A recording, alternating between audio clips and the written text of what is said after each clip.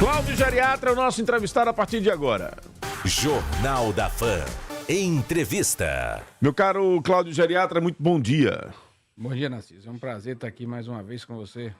Satisfação toda nossa, doutor Cláudio. Me diz uma coisa.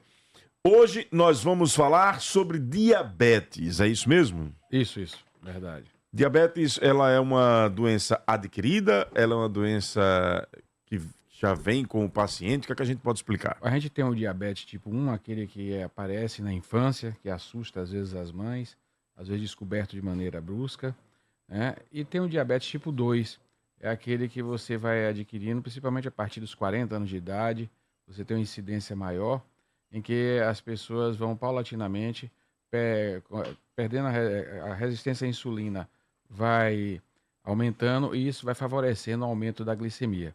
E isso preocupa, principalmente tipo 2. No consultório a gente assiste um crescimento muito grande das pessoas com diabetes tipo 2. E é preocupante, é uma doença que silenciosamente acelera o envelhecimento, né, como um todo do corpo, e principalmente a nível vascular, você tem um processo mais grave, em que você pode perder visão, você pode ter infartos, você pode ter AVCs, pode ter insuficiência renal, pode ter problemas na circulação das pernas. Então, o diabetes traz muita preocupação nesse sentido, e é uma doença que a gente precisa conversar com a população, porque você, a pessoa que tem diabetes, ela pode viver muito, viver bem, se souber controlar a doença.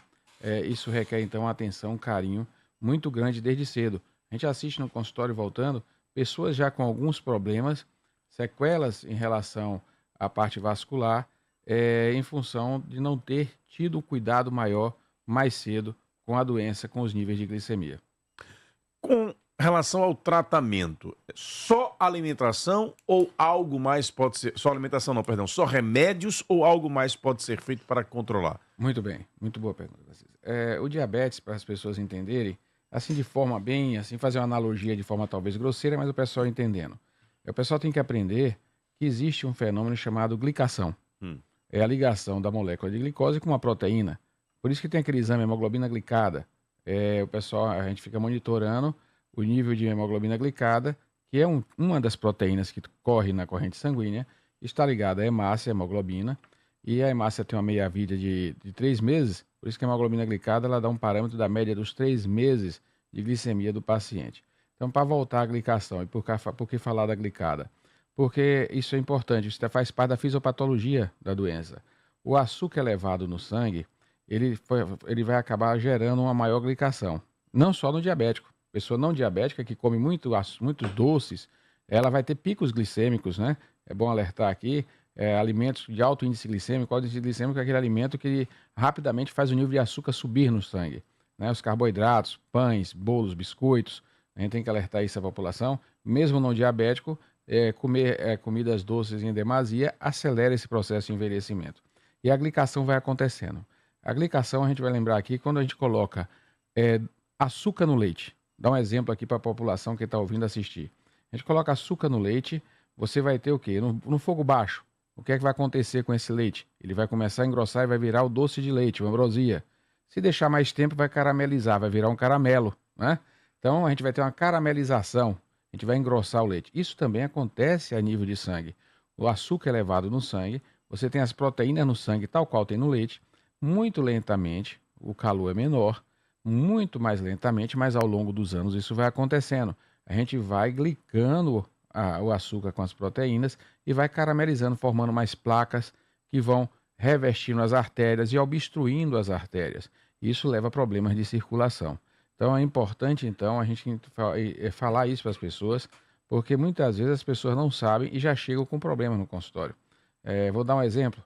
Problema de tontura, zumbido. As pessoas não sabem, às vezes, falha de memória.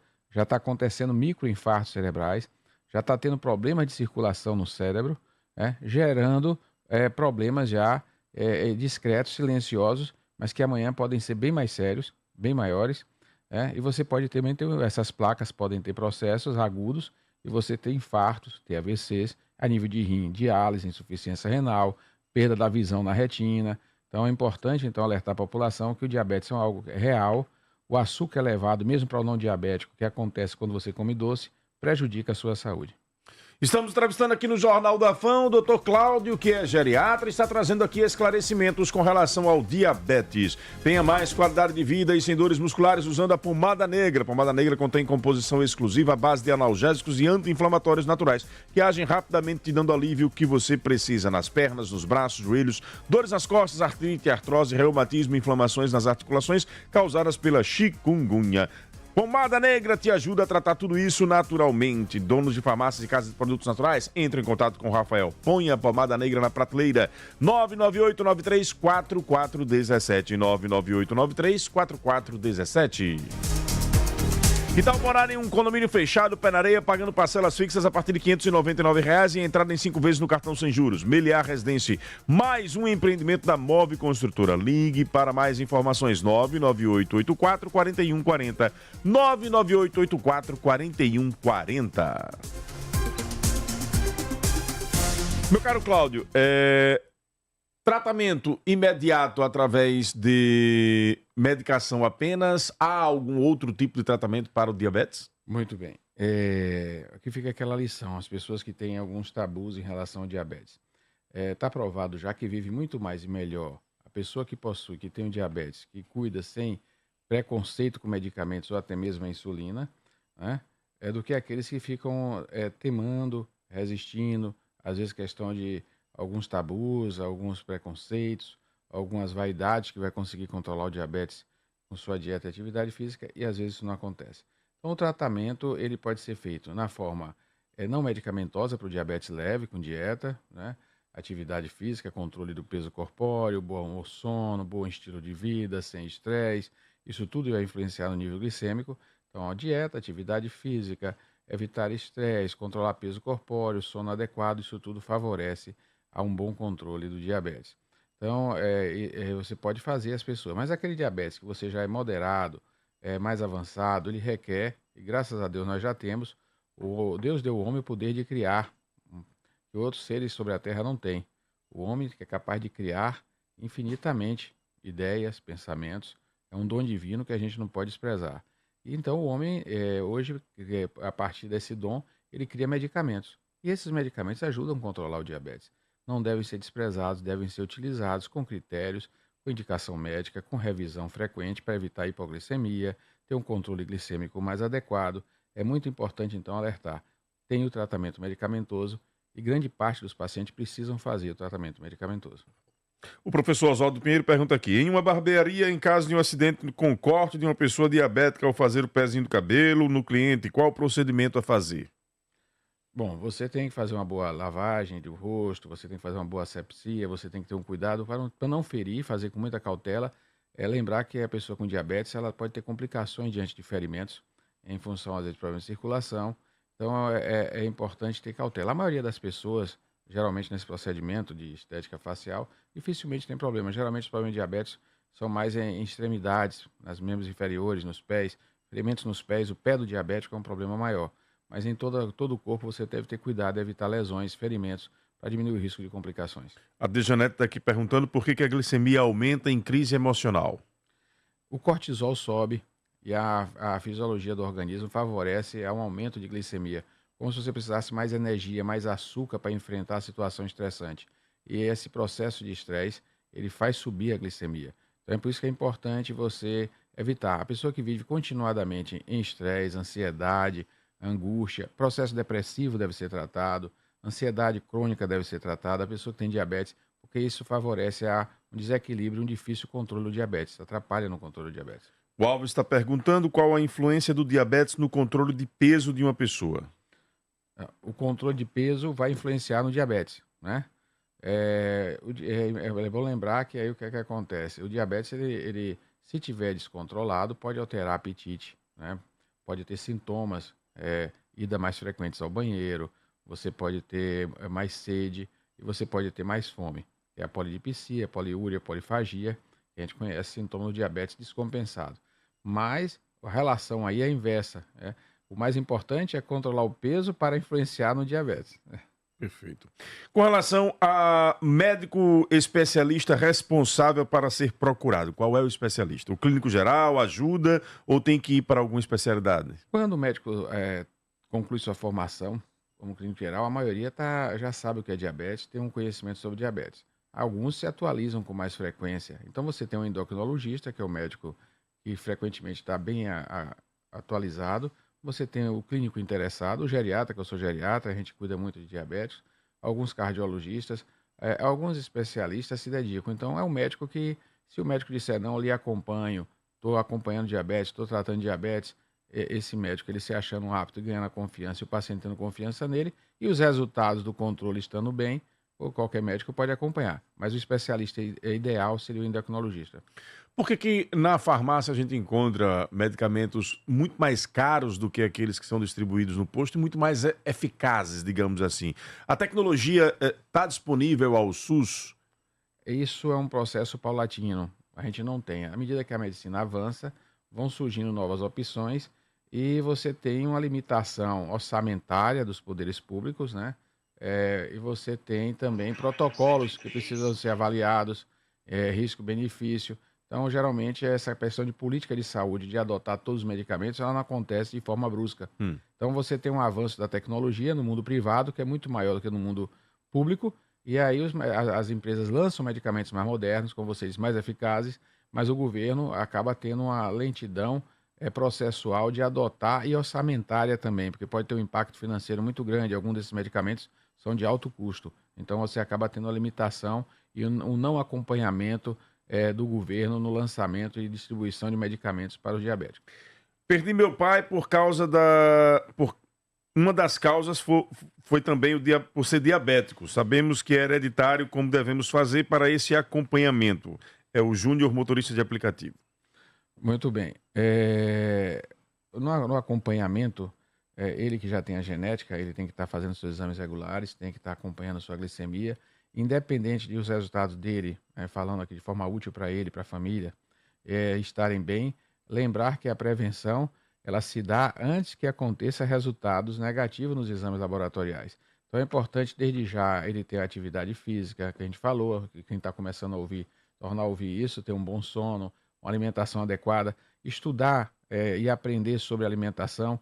Hoje você pode colocar e estudar quais alimentos tem, quais frutas têm índice glicêmico alto, quais frutas não têm, que alimentos. É importante lembrar que frutas algumas frutas têm alto índice glicêmico e são prejudiciais à pessoa que tem diabetes, né? Então você não pode exagerar em determinadas frutas que são muito doces. Eu vou dar um exemplo de uma fruta boa para o diabético, o abacate. O abacate tem baixo índice glicêmico, comendo pouco. Você pode botar na salada meio-dia, pela manhã, fazer com leite, um leite desnatado. Então, o que é que acontece? Você tem frutas que têm baixo índice glicêmico, são mais saudáveis. As pessoas começarem a aprender, cuidar para a prevenção, né? E não existe, gente, o pessoal chega assim, exame preventivo, não. Existe exame para rastrear e detectar. A prevenção se dá através de sua atitude. Essa é a verdade. O Jackson do Castelo Branco diz que incentiva sempre a irmã que é diabética a fazer atividades físicas. Quais os riscos e benefícios? Ele pergunta aqui. A atividade física, ela na grande maioria das vezes, ela é benéfica, né? Claro que tudo que se faz, toda a terapêutica, você usar a atividade física como algo adicional para controle do açúcar é muito bom, muito bom. A atividade física, além de controlar o peso corpóreo, melhorar a qualidade de sono, diminuir a ansiedade, queimar as calorias, essa atividade física ela vai abrir novas colaterais, vasos que estão fechados são compensados por vasos menores que passam paralelos. Se você tem uma obstrução pelo diabetes de um vaso no coração, no cérebro, aí você fazendo atividade física, essa dinâmica, o coração acelerando, ele vai abrindo outros vasos capilares, vai estimulando a geração de novos vasos e o organismo cria novos vasos que favorecem uma nova circulação para os órgãos que precisam. Então é importante a atividade física para esse paciente. Agora, cautela, né? Não fazer atividade física de forma brusca, sem uma avaliação precoce do coração anterior, fazer pelo menos um teste ergométrico, conversar com o seu médico, evitar sobrecarga em coluna, flexões excessivas, fazer uma atividade física sob supervisão, orientação. Se não tiver certeza do que vai fazer, faça a caminhada, que é a que tem menos risco de lesão e vai favorecer o controle do açúcar muito bem. O Jorge, lá no Costa e Silva, quer saber se glicose 119 é preocupante. Está com a resistência, vamos dizer assim, ele está com um início de aumento da resistência à insulina, né? Aí o pessoal vai classificar como diabetes leve ou pré-diabetes, pode ter sido só uma medida. Aconselho que ele faça novos exames, acompanhe, e se ele tem um histórico familiar, passe a ter um cuidado muito grande. Alguns médicos já podem querer iniciar medicamentos, outros podem querer observar um pouco mais, cada um com sua conduta, mas aconselho ele a fazer um acompanhamento com carinho e, sobretudo, vigiar a sua qualidade de vida. O Newton Coelho quer saber se banana e maçã fazem mal para o diabético. A banana tem um índice glicêmico maior que o da maçã. Então, a banana, a fruta rainha, a banana, ela é rica em potássio, ela é rica em triptofano. A banana é uma fruta maravilhosa, mas ela tem um índice glicêmico elevado. Então, para o diabético, a gente aconselha não exagerar. Pode comer a banana, sim, mas comer banana, diminuir massa naquele dia, diminuir outros alimentos que têm um índice glicêmico alto, e não exagerar na quantidade de banana. A maçã você já pode utilizar um pouco mais, comer com mais liberdade. Mas nada de exagero, tudo exagero faz mal. Meu caro Cláudio Geriatra, muito obrigado pelas orientações e pela participação de hoje aqui no Jornal da Fã. Eu que agradeço, Narciso, e que a gente viva um mundo doce sem que o doce faça mal à nossa vida. Viu? Que assim seja. Amém. Grande abraço, Cláudio Geriatra. Até a próxima sexta-feira com mais um quadro aqui de saúde no Jornal da Fã, trazendo sempre orientações aos nossos ouvintes.